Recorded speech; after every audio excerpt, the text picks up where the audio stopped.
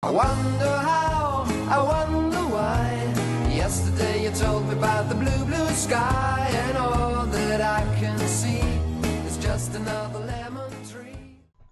Et salut à tous, c'est Snake, on se retrouve aujourd'hui pour la ronde numéro 4 de ce Ghoul Terminator 7.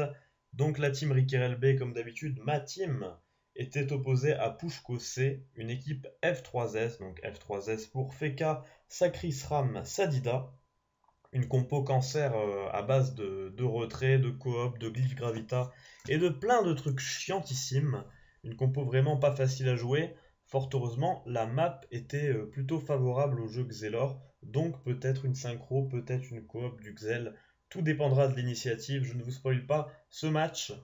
Dans tous les cas, vous pouvez quand même participer au jeu de la semaine comme d'habitude en commentant cette vidéo, m'envoyant un message privé sur IKRL ou en mettant un fave retweet sur Twitter. Pas de gagnant dans cette vidéo puisque les vidéos s'enchaînent à cause du Ghoul Terminator, donc j'attends un petit peu avant de vous annoncer le gagnant. Donc si vous n'avez pas participé, c'est le moment. Et puis voilà, on va tout de suite partir sur le match que je vais vous commenter, mais avant ça, un petit bonus troll pour vous résumer le match. Allez, c'est parti dans ce match. Donc RickyRLB face à Pushko C. RickyRLB légèrement favori sur le papier, qui se voit un petit peu plus gros que Pushko. Attention, ce match est tendu, hein. On sait que ce match va être tendu. RickyRLB, et voilà, c'est fini. La victoire de RickyRL face à Pushko. Un match palpitant qui aura quand même duré un certain temps. Félicitations RickyRL, une magnifique victoire contre Pushko. Et voilà, donc j'espère que vous avez apprécié le petit bonus troll sur Agar. Donc Agar, pour ceux qui ne connaissent pas, est un petit jeu en ligne très à la mode et apprécié en ce moment, où il faut bouffer ses adversaires, donc et grossir au fur et à mesure. Donc voilà, on va commenter ce match maintenant. Donc une map assez propice au jeu Xelor, donc soit pour charger une synchro, soit pour ramener. On a quand même pas mal de place sur cette map pour pouvoir mettre en place le jeu Xelor, c'est plutôt appréciable. Et heureusement, parce qu'on sait que contre ce genre de team F3S, une map corps à corps peut être assez gênante pour notre team en tout cas. On l'a vu à la Coupe des Oppressés où on a été malmené par la F3S de RickyRL. Donc je vais vous mettre le match en accéléré, je m'excuse encore pour la qualité basse, et tout de suite on va parler un petit peu de l'initiative et de comment va se passer ce combat. Donc par rapport à l'initiative, le Sakri qui est très très loin du Xelor. Donc une excellente nouvelle, il ne pourra pas transpo immédiatement son pote si on ramène quelqu'un. Donc une initiative qui nous plaît énormément, d'autant que PP, même s'il est un peu éloigné, est après le Feka, donc une initiative qui nous plaît énormément. Donc le SRAM qui essaie d'embêter un peu Xelos, qui va quand même mettre une synchro, l'a boosté très légèrement, mais l'objectif n'était pas de la faire péter autour d'eux. Donc on l'a fait, on voulait ramener quelqu'un. Donc cette synchro qui est légèrement boostée, on met des fuites pour embêter un peu le Sakri. Le Feka qui va rempart, on voit tout de suite que le SRAM a été pris dans le rempart. Donc la première chose qui nous vient en tête, c'est si on trouve le SRAM par rapport à l'ordre d'initiative, clairement on le ramène, vu ses résistances, on a quasiment gagné. Donc, est-ce qu'on va réussir à le faire? Ça, c'est une bonne question. Donc, on va quand même continuer sur ce qu'on avait prévu. Donc, le panda qui va picole pendant le Q Xelos pour lui donner des PM et l'aider à ramener quelqu'un. On va mettre une flasque pour essayer de trouver le SRAM, malheureusement sans succès. Et on va picole. Donc, ce Sakri qui va taper le doppel, boomerang perfide, ce châtier. Et voilà, maintenant le tour de PP Senjutsu qui va être capital. On met un coffre pour essayer de trouver ce SRAM. On accèle Xelos pour ramener et qu'il a un maximum de PM. Et là, tournant du match, le roulage de pelle qui trouve le SRAM. Et du coup, le coffre qui révèle la position de ce SRAM. Une excellente nouvelle pour RickyRL. Et voilà, Xelos qui va entamer son deuxième tour de jeu avec plein de PM pour tenter de ramener ce SRAM. Comment va-t-il faire? On n'en sait rien. C'est un Xelor, c'est une classe mystique. Regardez-moi ça, une carotte, un cadran. Allez, c'est parti, et le SRAM qui se retrouve chez nous. En précis que j'ai dit à mes coéquipiers sur Skype la phrase suivante. On va donc aller au corps à corps de ce SRAM, placer 2 pressions pour l'érosion, 2 coups de cac qui sont les plus rentables au niveau des dégâts, une intimidation et une épée du destin avec la précipe. On a donc tout envoyé sur ce SRAM pour faire un très gros tour d'érosion. Regardez ce SRAM qui est à 2000 points de vie et en vita max, c'est vraiment pas fameux. C'est déjà un tournant dans ce match. Donc notre panda, à présent, qui va tâcher d'éloigner un petit peu ce SRAM de son sacrieur afin qu'il ne puisse éventuellement pas le ramener ou que du moins, s'il le ramène, il soit obligé de rester dans notre camp. Là, il va choisir l'option sacrifice après avoir coop Xelos. Mais malheureusement pour lui, notre team est composé de 3 debuffs. Donc on va essayer tout de suite de faire sauter ce sacrifice et de garder le focus sur ce SRAM. PP malheureusement qui s'amuse à sortir de la glyphe PA et à y re-rentrer, mais sans succès. Le SRAM qui prend la zone érosion et qui pète ce sac animé. Et là, la poisse qui est lancée, poisse qui est extrêmement gênante sur le Yop, c'est quasiment une corruption, quoi. Les dégâts du Yop deviennent ridicules. Xelos maintenant qui débuffe 2 tours et qui enlève le sacrifice. Malheureusement, j'ai 8 PA, je suis sous poisse, je vais faire des dégâts ridicules. On hésite à duel, on regarde ce qui est le mieux. Au final, 2 coups de cac et une concentration. Le Sadida à présent qui est un peu loin, qui va mettre un Groot pour son coéquipier afin de le soigner un petit peu. Mais on a toujours cette synchro qui commence à ressembler à quelque chose sous le coude et qui va peut-être permettre de finir ce SRAM, hein, qui sait.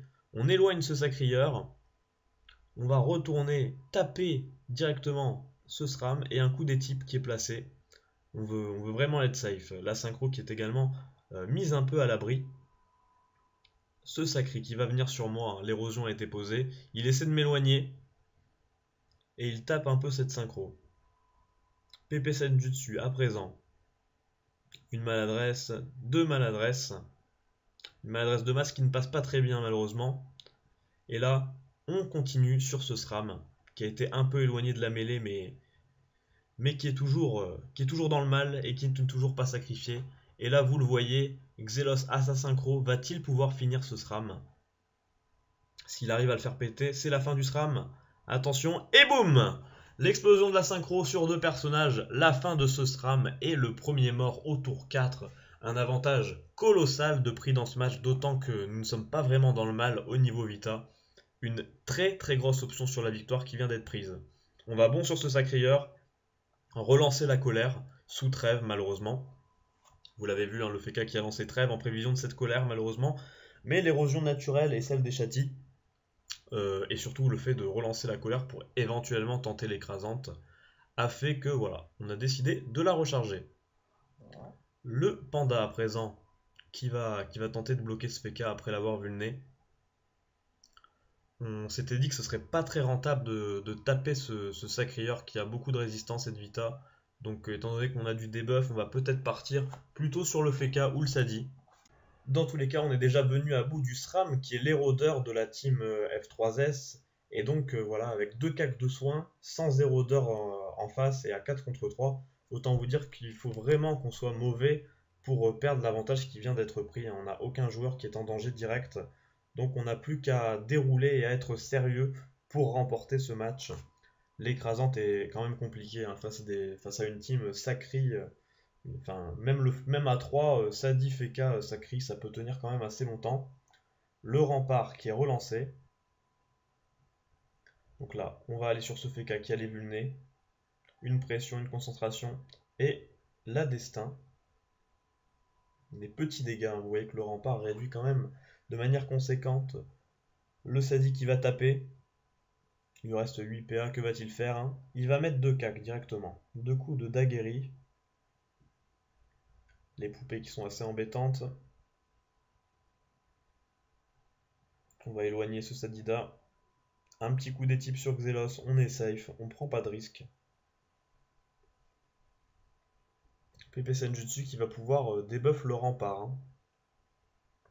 Malheureusement le Sacri qui essaye de le bloquer. Est-ce que PP a assez de fuite pour se défaire de ce sacrieur? Il va devoir chance. Il lance la cupidité, hein. On va essayer de finir ce match le plus vite possible. Le debuff qui a été lancé. Alors Xelos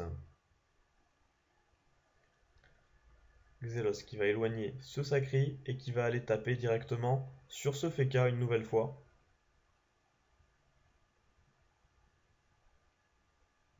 La glyphe très embêtante qui est lancée. Une puissance, le Feka qui n'a rien sur la tronche. Voilà. Les bons coups de cac, la concentration en CC, ça fait des dégâts sympathiques.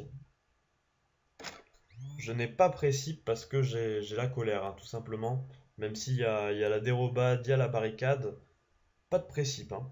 On va garder CPA pour tenter de placer cette colère, hein, même si ça va être compliqué. Au moins, ça fera peut-être claquer des gros cooldowns du côté de cette team de Pushko. On éloigne le Sadida, on porte PP, on éloigne la surpuissante. La stab qui est lancée sur moi pour que je puisse me promener dans la glyphe pour éventuellement placer cette colère, ou du moins détacler. Il prend la place de son collègue, mais malheureusement, son collègue a été... Enfin, son collègue va être ramené par Xelos, hein, certainement. Ça va pas être gênant. Le sacré qui a dérobade pour éviter la coco. Avec le debuff qu'on a, c'est quand même compliqué, hein. La dérobade qui n'est pas très utile. On va ramener ce Feka. On va continuer le focus du Feka. On va sans doute s'asseoir sur cette colère et ne pas la placer ou la relancer à cause de la barricade qui vient d'être lancée. Et également du kick PA, hein, qui est assez énorme. On va tout simplement taper à distance, hein, sur ce Feka qui n'a rien sur la tronche. 2 épées diop. On va tenter le perfide. On regarde les prévis. Malheureusement, ça tombe sur un GO. C'est pas de chance. Mais voilà, on a fait des bons dégâts sur ce Feka qui commence à être dans le mal lui aussi, hein, 600 points de vie restants. On va pouvoir en venir à bout très très vite. Par contre, vous voyez déjà 7 tours pour l'écrasante, ça va être quasiment mission impossible, à moins de faire péter une synchro monstrueuse, et encore. Mais l'essentiel était de gagner un match qui n'était vraiment pas gagné d'avance, même si, voilà, on va le reconnaître, la map nous donnait un très léger avantage face à cette compo. On va dire que c'était peut-être du 60-40. Mais voilà, l'initiative de team, l'initiative globale et l'ordre de jeu des personnages nous a été favorable, sans compter sur le fait qu'on a évidemment trouvé le SRAM, ce qui a quasiment plié le combat dès le premier tour. Alors que va faire l'ami Xelos? Il va nous replacer un peu tout ça, terminer ce Feka. Et là il nous reste plus que 2 adversaires à terminer afin de remporter notre 4e match, hein, et faire un très joli 4 sur 4, un 4 matchs, 4 victoires. Et on en parlait avec Pépé, mine de rien, si on compte la victoire de l'année dernière, on avait échoué au premier match et ensuite on a tout gagné jusqu'à la finale et remporté le Ghoul Terminator. Donc je pense qu'on est à peu près sur Pépé et moi, on doit être les 2 seuls rescapés encore en série de victoires. Ça doit faire presque 15 victoires consécutives au Ghoul Terminator, il me semble. On n'a toujours pas perdu depuis l'année dernière. Je pense que ça ne saurait peut-être tarder parce que les 2 dernières rondes vont sûrement être très compliquées pour nous parce que voilà, quand on gagne 4 matchs, et ben on joue des adversaires qui gagnent 4 matchs également, donc potentiellement de très grosses teams, et on ne pourra pas toujours avoir la bonne ini, la bonne map. Il y a bien peut-être un moment où on va tomber sur plus fort que nous, ou alors on va se faire avoir sur l'initiative ou autre, hein. Ce sont les risques, hein, malheureusement. Il y a une part de réussite, une part de chance dans la préparation des matchs et des combats. Voilà, on choisit pas la map, on choisit pas l'initiative. Vous voyez la grosse synchro de Xelos, synchro qui a quasiment tapé 2000. J'ai donc plus qu'à terminer ce Sadida, et il restera plus que le Sacré à terminer. Donc voilà, comme je disais, il y a une part de chance dans les matchs, il faut le reconnaître. À ce niveau-là, je pense que les joueurs, évidemment, il y a des initiatives et des ordres qui sont un peu prédéfinis. Voilà, par exemple, c'est mieux que le panda joue après Liop pour pouvoir le porter, ce genre de choses. Mais dans l'ensemble, on est capable de jouer n'importe quel ordre. Et nos adversaires aussi. Donc c'est un peu la loterie. Ce serait très prétentieux de dire on avait calculé ci ou ça. On pense, on imagine, on peut prévoir des choses. On peut avoir un plan, mais après il faut toujours une petite part de chance quand même. Voilà, donc on va mettre de l'érosion sur ce Sacri, on va taper comme des brutes. De toute façon, l'écrasante est terminée. On ne peut pas la faire, on a largement dépassé les 8 tours. Et donc on va tranquillement terminer ce Sacri. Enfin, tranquillement, on va quand même essayer de lui mettre cher et de faire des gros dégâts. Ce coquin est parti à l'autre bout de la map, hein. C'est pas très sympa ça, hein.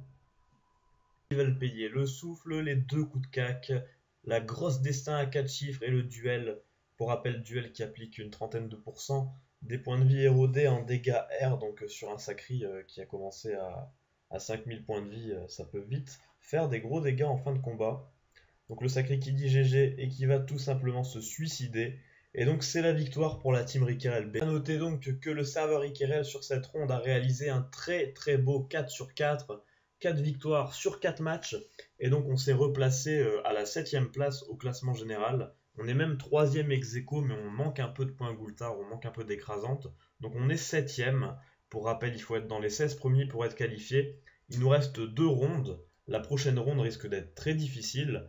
Notre team Rickerel B affrontera l'équipe d'Amario A, donc une team avec des noms assez connus qu'on a déjà pu croiser les années précédentes, avec Rocox, Feudalien, Enufar, etc. Et Lighteco, il me semble, oui voilà, je dis pas de bêtises. Et donc voilà, une ronde qui s'annonce compliquée, puisque voilà, quand on gagne 4 matchs, derrière, on a la chance ou la malchance, on va dire, d'avoir forcément des tirages plus compliqués, puisqu'on joue des équipes qui ont un parcours similaire au nôtre. Plus on a de victoires, plus on joue des adversaires qui en ont également.